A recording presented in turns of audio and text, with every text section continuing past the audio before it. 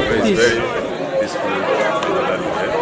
Of course, our expectation is that Nigeria should win today. We also believe that our candidate, presidential candidate of the PDP, is going to carry the day too. So we have no fear at all, because it's gone around everywhere to campaign to the people of Nigeria.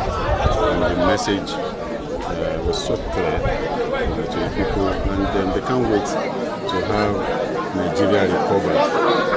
So we are very optimistic. With the big ones, in fact, how will you assess INEC? Because the expectation before well, of course, it's the way to go. It's the way to go, and just like you can see, you can't have multiple voting, you can't have all of that anymore, because accreditation is done simultaneously with voting. So with this exercise, I think we have, we just hope that it will be seamless off. Okay, and that's for now. The level of assessment for now is what we can see. We never can tell what is going to play out here after.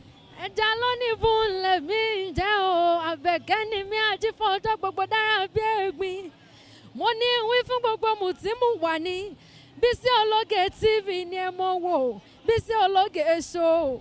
Gbajúgbajà ni wọ́n ò bẹ́ẹ̀ bá rí wọn, mo ní dandan ni ẹ fẹ́ bá wọn ṣe.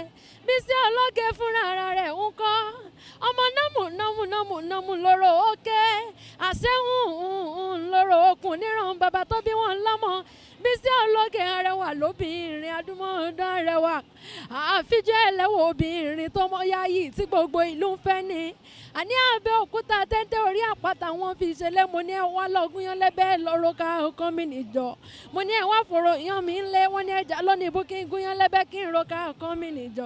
Mo gún yan lẹ́bẹ̀ẹ́ tán mo ro ká ọkàn mi nìjọ. Nílé bàbá tó bí wọn lọ́mọ, àní kàkà kan fòrò yan nílé, igi pẹlẹbẹ náà gbélé ńlá ọmọ sálà tí fowó àlejò bomi. Ọ̀rọ̀ mi ò kọ́gí ọ̀rọ̀ mi ò mọ̀ kọ́ pẹ́. Àbẹ̀kẹ́ mo ní gbogbo yín pátápátá. Ire lójú wáyọ́mọ́ rí, ire lójú owó yọ́mọ́ rí. BISI Ologe Show ni ẹ mọ̀ tẹ́tí sí kẹ́ ẹ mọ̀ wò.